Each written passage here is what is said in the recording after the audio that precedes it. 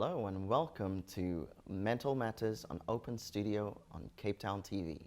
Today I'm talking to Hayden and Nawal, and we're talking about depression. Hello, Hayden. Hi there. It's wonderful to have you today on the show. Thanks, it's nice to be here. Nawal, welcome. Thank you. It's nice to be here. Yes, it's wonderful having you guys. So I'd like to find out from you, what has depression been like for you, and when did you first find out? I think in a nutshell, I found out when I was about 16. And for me, it's been an up and down journey, but all in all, it's how can I say, it's helped me to grow, understand myself better, because I have the awareness that I actually have depression, so I'm able to do something about it. Okay.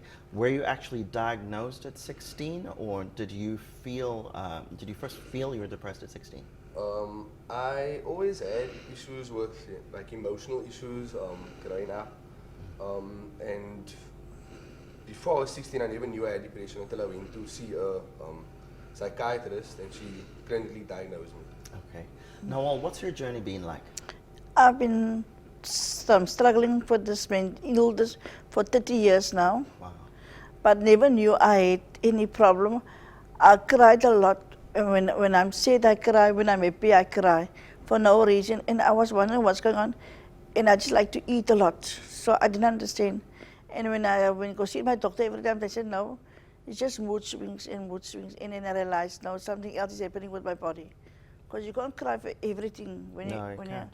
And then I realized, with this mood swing, so I put me on a mood stabilizer tablet. And after that, when I went to see the psychiatrist, I realized no, I'm suffering from this illness. And what kind of support have you felt you've received from people around you? From the people that have knowledge and I think more of a background in terms of mental health issues, I think I've gotten more support from them. Others who don't know much about it, or not informed about it, don't have experience, they haven't been that supportive, because I think it's just like where they are, in terms of what they know about it and the stigmas attached to it. Yeah. What's it been like for you? My problem was that people always tell me, did you take your tablets because you are mad? And that makes me very critical, because I'm not mad. I've got a problem, yes, and it's under control. But they will always tell me, did you remind me, take your tablet because otherwise you will be mad. It's not mad, Some people don't understand it and they will call you mad. Exactly. Yeah. Because I tend to find that a lot of people are still in the process of coming to terms that Yes. people either that are their friends or people in their families are battling with mental health, and they don't know what to do about it, which is why I'm glad we have this platform and we're able to talk about it. What has been the most difficult thing for you on your journey, Hayden, in terms of getting diagnosed, now walking the journey of a person that acknowledges that this is what I have? What has that been like, and compared to the beginning? I think the most difficult part of my journey has been actually just trying to live with it, and also the medication that I've been taking, because it's been changed a few times throughout my journey. But I'm finally on something now that really has been helping me. But I think the most challenging thing has been just trying to keep my motivation levels up, because depression affects your motivation levels. So yeah, that has been, I think, the biggest challenge for me. Getting up in the morning, just having that willingness to get up and face life, on life's terms. Yeah, I know about that journey so well. Nawal, what's it been like for you? It's also up and down roller coaster. When they diagnose you, they put you on different tablets to see you like a guinea pig, what's working for you, what's not working for you. So there was always a problem, but luckily the family supports me with everything. And I used to struggle to get to work, because I had to go every time, each month you go to the hospital, and the people you work for don't understand this. No, they don't. Yeah. And I think part of the issue in our country at the moment is as much as we're starting to talk and acknowledge Yeah. that people have mental health, part of the struggle is employers don't Yeah, know how to no, handle fair it. enough.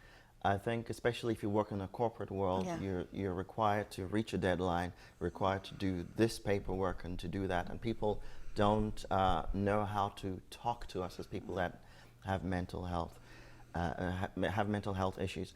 And how do you introduce yourself to people that you might work with, for example, or people that are coming into maybe your space that you like to socialize? Do you introduce yourself in any special way if your relationship with them is gonna affect how they interact with you and it'll affect your mental health? No, I don't. I just introduce myself as Hayden. As You who know, you like are. yeah, just Exactly. because I mean, you know, that's like they don't need to know that really. You know, I deal with that in my own capacity and I have my own support structure. So when I introduce myself, I'm not like, you know, I'm Hayden, I'm depressed, like. Yeah, You know, exactly. I'm just like, no, like I'm Hayden, this is me, you know, and I have this mental health illness, but that doesn't make me different to, you know, anyone really. You know, I'm still myself. It's just. And that's the Part wonderful of me. approach that we have, because a lot of times, sometimes people who have depression don't show it outwardly. Yeah. You can't. It's not something that you can easily tell. So when people start to interact with us and don't know how to handle us, I think it's important for us to be able to have a hack that we're able to use for us to show up in the world as people that are normal people, as people that don't need to be treated any special way, until we tell people how we want to be treated. So that's been a kind of thing for me, where as a person that has been battling depression, that I show up in a space as who I am, and when people start to interact with me in ways that I don't feel serve me as a depressed person, then I can say, I would prefer it if you addressed me in a certain way, or this is my battle, can we have this conversation in this way? Nawal, do you have something that you'd like to share about your experience? The thing is, me again, I like to tell people, listen here, I'm going through this progress, I'm on tablets, I've got mood swings. So maybe one day I will be happy, the next day it's all right, just you can still interact with me. Nothing will do this, but I rather prefer to tell the people I've got this illness and then really about somebody else. And they can also see who's your friends and who's not your friends. Like people will just, if you hear that you've got the sickness, they just move away. They don't want to be in your space. That's true. We're going to come back and we'll carry on talking about our topic today. And the topic is depression. And we're just going to go on a break, and I shall be back on the other side with more. Welcome back. The show is Mental Matters on Open Studio on Cape Town TV. We're talking about depression, and our guests today are Hayden and Nawal. Welcome back. So one of the things that I'd like to touch on today is the issue of stigma. I'll just tell you a little story of what happened to me this week. So I was feeling really down over the weekend, and I felt I needed to talk to somebody. And I thought, I cannot go and start talking. I'm always talking about depression. So I decided to write a letter. And this letter was about how I was in a dark space and I couldn't talk to anyone. And the more that I carried on writing this letter, the more the voices started coming from what happened before in the past, when people have always said things like, oh, just be happy, just get over it. Why are you sad? And I didn't send the letter. And I think that was a bit tough. And I realized that even though I've been battling for a while and I talk about it all the time, stigma is a real thing. So have you guys faced any kind of stigma, and how do you deal with that? What kind of stigma have you faced? Yeah, I think I've faced a lot of stigma in the past few years. You know, I think it's got a lot to do with the community that I come from. You know, because in colored communities, at least the colored community I come from, like, it's not that known, you know, accepted. So people do, you know, come and tell me like, you know, what's wrong with you? You know, like what's this depression about? Like, why you say like, you know, grow up, like, you know, like, you know, be harder or something like that. You know, and I did take offense to it before, but you know, just like in like with time, I gain more understanding to why people are that way, you know, and it's because they lack of information and knowledge that they have about it. You know, they don't understand it, so that's how they react towards it. And also sometimes people, you know, they look at me like, I don't believe like you have depression, you know, like you don't look like someone who's depressed, you know, and it's like, I mean, depression doesn't really have a look, you know what I mean? So yeah. Yeah, because the question is, what does a depressed person look like? Yes. But you Wow. know, I've learned in the years, this is my life. You must accept for who I am. So I never care what people say. As long as I take my meds and I'm cool by it, you must accept who I am. So I just blocked that out. Nobody can bring me down. I've worked on it.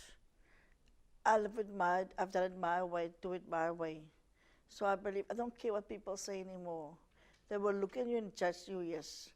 But they can't, they don't know what you went through, you know, to get there.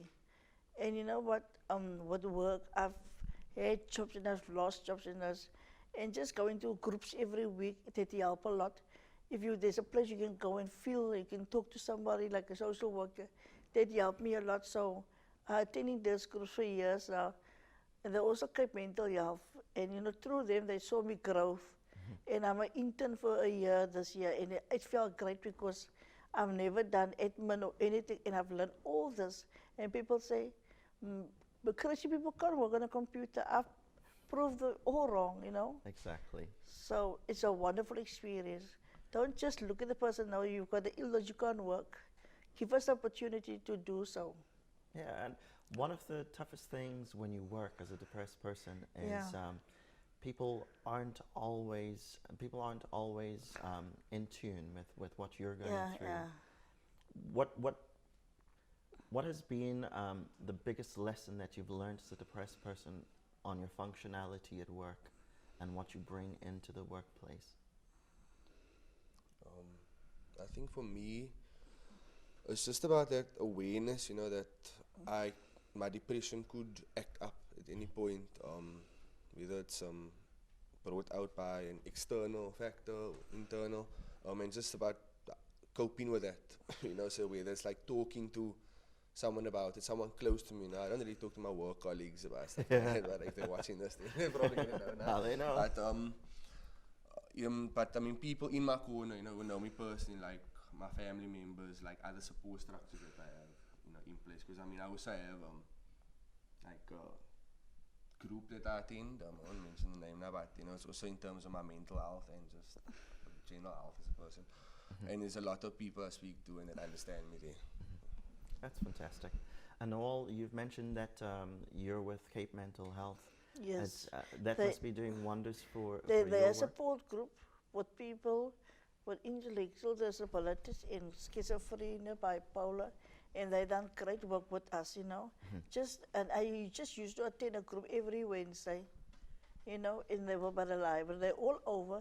They got altogether 26 groups. Wow, that's a lot. So you can't say there isn't support. There is support. You must just check out the libraries and hospitals, and that helped for me just to attend that group.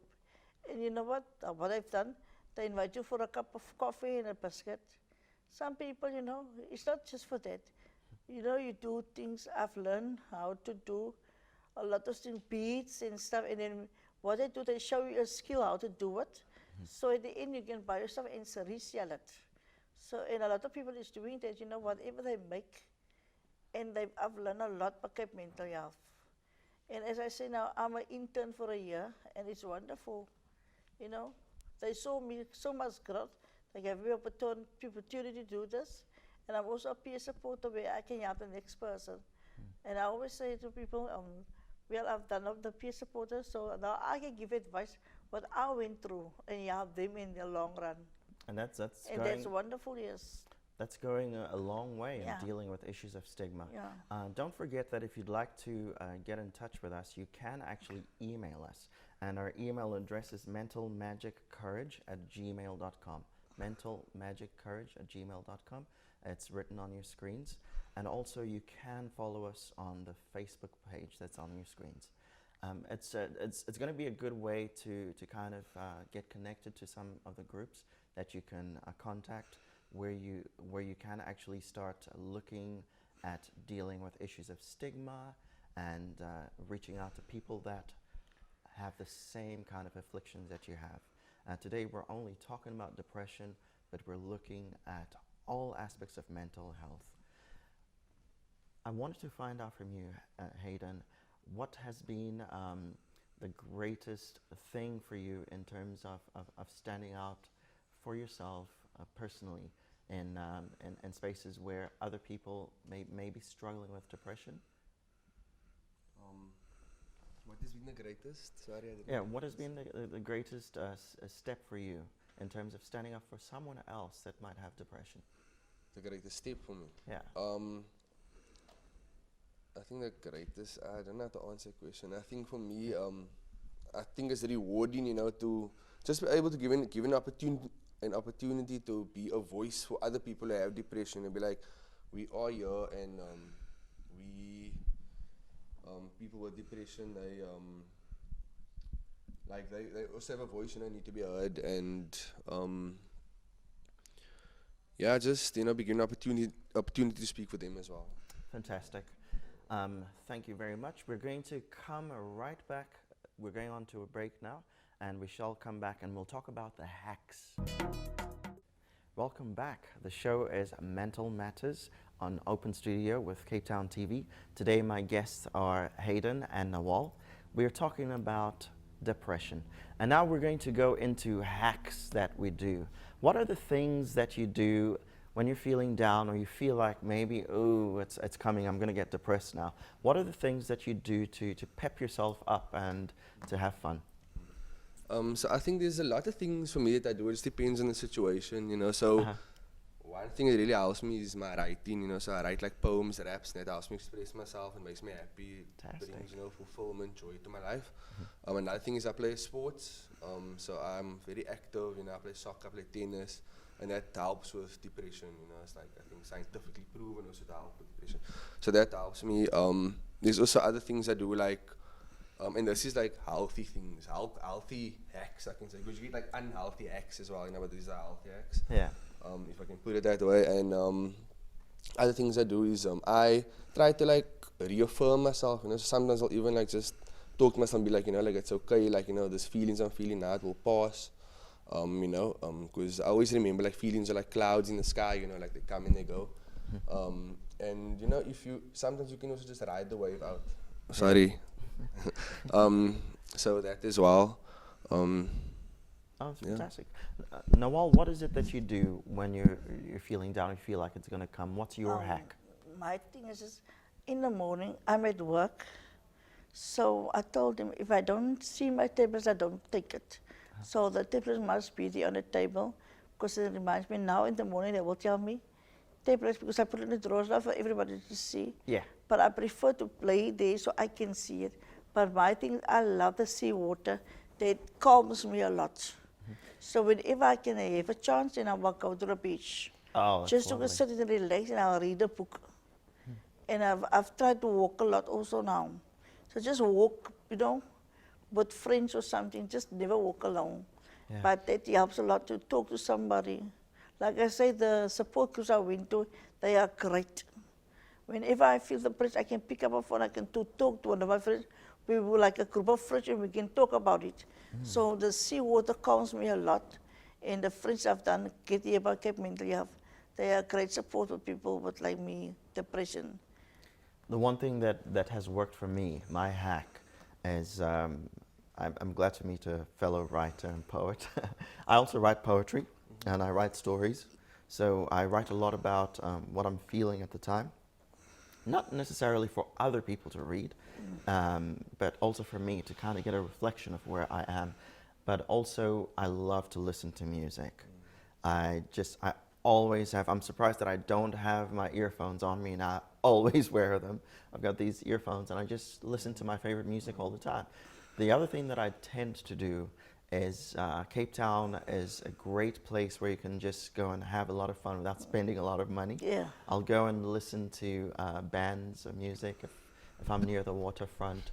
there's just so much that you need to do, because when people think of depression, they think it's about going to sit in a corner In and darkness, struggling, yes. and that the only thing that can get you out of it is only always medication. Medication is there and it assists us, but there are also a lot of other things that are fun that we can also do in addition to taking our medicine, that we can do.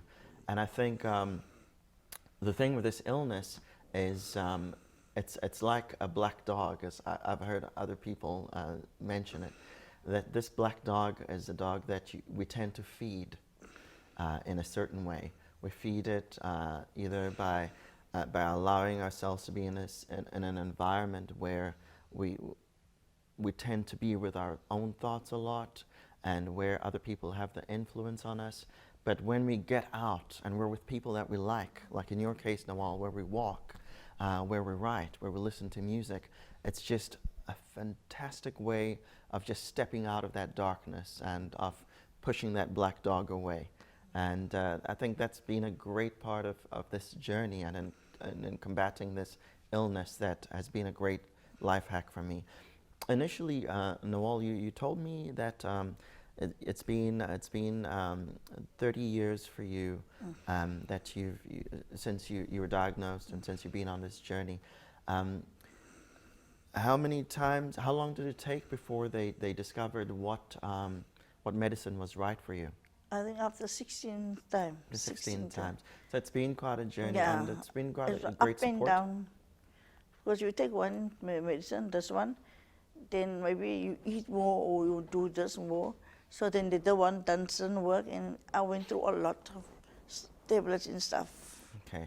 Then after 16 years, you stabilized and you were on Yeah, the same yeah. medicine. Okay. I'm just thankful that I have you guys in here with us today. It takes a lot of courage. It takes a lot of superpower to be able to come through and to be able to have these kinds of conversations. And I think you're in the forefront of situations where people feel they cannot talk about this illness. And I think the more people come out and we're able to have these conversations, and we're able to start not keeping it as a secret, because it's nothing to be ashamed of. 2 years. The more that things are going to start lightening up for a lot of people that are in dark spaces and feel they cannot talk about it. So I take my hat off to you. I know it's not easy walking the path of depression myself, and I really want to be encouraging to you and just say, whatever it is that you're doing and walking this path of working in eradicating the stigma, please carry on doing it. And 26 groups that deal with depression, that's a lot of groups. Yeah, they're all over, you know. So all you have to do is go see the sister in charge for the clinic and just ask them for a referral letter, and there's the best thing, and it helped for me all the years, and it's so good. You know? Fantastic. Thank you very much. I'm really thankful that you came through today. We have been talking about depression today, and an illness that a lot of people suffer but are afraid to talk about. Remember that you can actually get in touch with us via email, and the email address is mentalmatterscourage@gmail.com.